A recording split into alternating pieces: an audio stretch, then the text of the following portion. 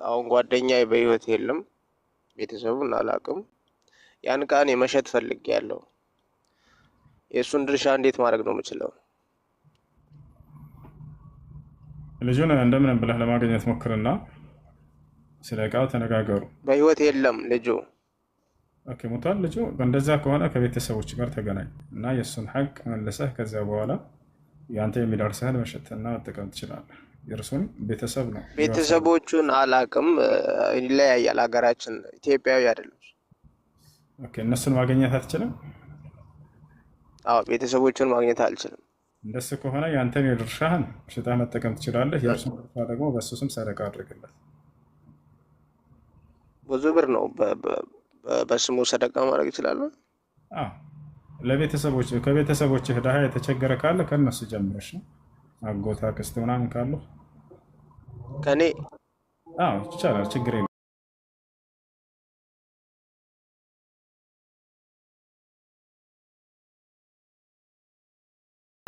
ሰደቃ የግዴታ ከሩቅ መሆን አይጠበቅም፣ ከቅርብ መጀመር ያለባቸው። ነብዩ ሰለላሁ ዐለይሂ ወሰለም ወብደእ ቢመን ተዑል አሉ።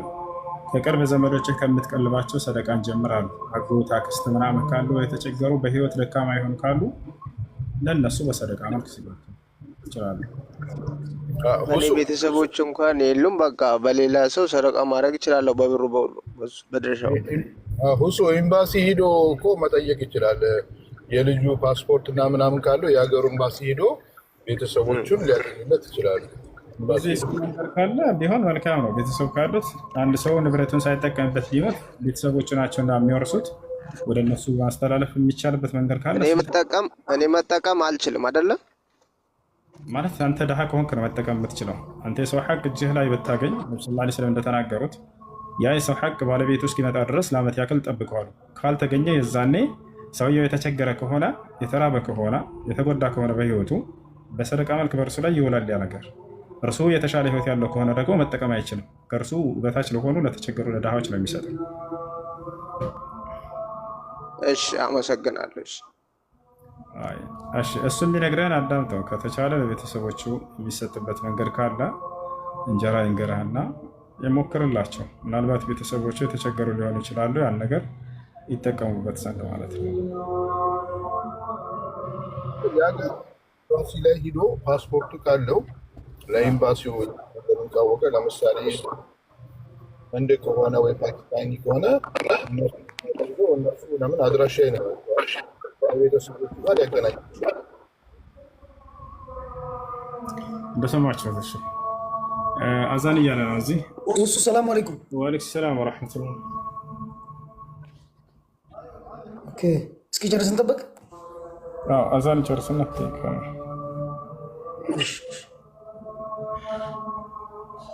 ሰላም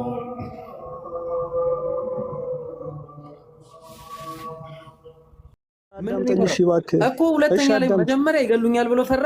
ሁለተኛ ላይ ዋሻው ምንድን ነው የፈራው? ንገረኝ። እንዴ ሁለተኛ ላይ ማን ዋሻ አለ? መጀመሪያ ላይ ሁለተኛ ድጋሚ ዋሻ እዚህ ጋር ድጋሚ እዚህ ጋር 12 ቁጥር ላይ ምንድነው ዋሻው? ድጋሚ ምንድነው የፈራው? ንገረኝ እኮ ምን ብሎ ዋሻሽ? ይሄማ አልዋሸም። እዚህ ጋር አልዋሸም። እዚህ ጋር ምንድነው ያስዋሸው ነው? እዚህ ጋር ምንድነው አሁን አንተ ዋሸ የምትል ከሆነ ምንድነው የፈራው? እዚህ ጋር ንገረኝ። ይኸውልህ እህቴ ናት አልከኝ አለ አይደለ? መጀመሪያ ነው እሱ መጀመሪያ ነው እሱ የፔሬድ አለቀ። ጨረስን። እሱ ተስማማን። ቁጥር 12 ላይ ለምንድን ነው ዋሸካል? አረ ለምን አሰማምሽ እባክህ። ለምን አሰማም? እኔ አሁን ሀተታ ምናምን አልፈልግም። ቁጥር 12 ላይ ምንድን ነው ንገረኝ እኮ። ስማ እንዴ ለምንድን ነው አንተ እንዴ ምን ሆነህ ነው? መጽሐፍ ቅዱስ ነው። እኔ ልንገርህ ለምንድን ነው አንተ እኮ ምንድን ነው ንገረኝ። ፍራቸው ምንድን ነው መጽሐፍ ቅዱስ እኮ ምንድን ነው? ምን መቼ አውቀው ነው የምታስረዳኝ? መጀመሪያ ተስማማን። መጀመሪያ ያው እንዳይገሉት ነው በቃ ተስማማን። አለቀ። ከ11 በላይ ያለው 12 ላይ ምንድን ነው ንገረኝ እኮ። ምንድን ነው 12 ላይ ንገረኝ እኮ። አቁመው ወይ ምኑን ላቁመው? ይኸው አቆምኩት። እንዴት ላቁመው? ኧረ አይደለም በቃ ወሬን ነው የምልህ። ወሬን አቁም እኮ ገባኝ። ምንድን ነው የፈራው? ፍራቸው አንድ ጊዜ ድርስተኛ አንድ ጊዜ እኮ እየነገርኩህ ሆነ። ምንም እድል ምናምን የለም። ፍራቸውን ብቻ ንገረን። ከዛ ይሄ ክርክር ምናምን አለም። ፍራቸውን ብቻ ንገረኝ። ምንድን ነው? እሺ ለምን አትሰማም? ለምን አትሰማም? እየሰማሁ እኮ ነው። ልስማ። ምንድን ነው የፈራው ንገረኝ እኮ። ስማ በቃ እሺ ዝም በል። እሺ ዝም በል እኮ የፈራው ንገረኝ። ምን ፈራ? ማን ፈራ አለ? ይኸውልህ በመጀመሪያ እኮ መጀመሪያ የዋሸው እኮ መጀመሪያ ዋሸው ፈርቶ ነው አቤሜሌክ እንዳይገለው። በቃ ሰዎች እኮ እሺ አዳምጠኝ። በቃ እኮ አሁን ምንም እኮ ዝም ብለህ ስታካብድ ነበር እንዳይለኛ ራስን ቆልለህ ስታወራ ነበር። አላስወራ አልከኝ እኮ ምንም አላስወራ አልከኝ። እንደዚህ ነው ያረካቸው ልጆቹን ነው አንተ ነህ ያወራህ። ልጆቹንም ስታረጋ የነበረው እንደዚህ ነው። እሺ በመጀመሪያ ደረጃ ማለት ነው አንተ ነህ ያወራህ ያለህ። ስለዚህ በቃ ጨርሰናል። እኔ አሁን ወደ መስጂድ ልሄድ ነው። የፈራውን ነገር መናገር አልቻልክም። የፈራውን ነገር ተናገር። በቃ እሺ በቃ እንግዲህ ሰው ይታዘብ። እኔ ምንም አልልም። ሰው ይታዘብ እኮ ንገረን እኮ የፈራውን ነገር ንገረን። ትነግረናለህ። በቃ አያችሁ እንደዚህ ነው። በቃ ሄደ ወደ አምላኩ ሄደ። እሺ ኤኒዌይስ ማለት ነው አንድ ጊዜ በር ይለ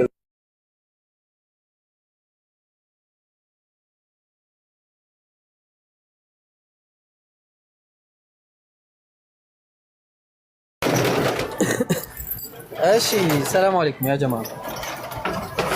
ቀደም ልጁን ሲያደርቀው ነበር ኢሳቅ ያ ሁሉ መልስ እየመለሰለት፣ ሙራድም ያ ሁሉ መልስ እየመለሰለት ምንም በቃ ሊቀበል አልቻለም። እና ስለዚህ አሁን እንደዚህ አይነት ሰውን በዚህ መልክ ነው ነው የሚሰጠው። ሄደ ልጁ አያችሁ። ሰላም አለይኩም። እሺ የምታወሩ ካላችሁ አውሩ፣ ያለዛ ለዘጋው ነው በቃ ቤቱን። እሺ ያጀማ ለዘጋው ነው በቃ ቤቱ። ለምን የሚዘጋው? ኢሴ ሰላም አለይኩም። እንዴ ስትል ነው የምታወራው? አይ አሁን ነው የገባሁት እና ልዘጋው ነው ስትል።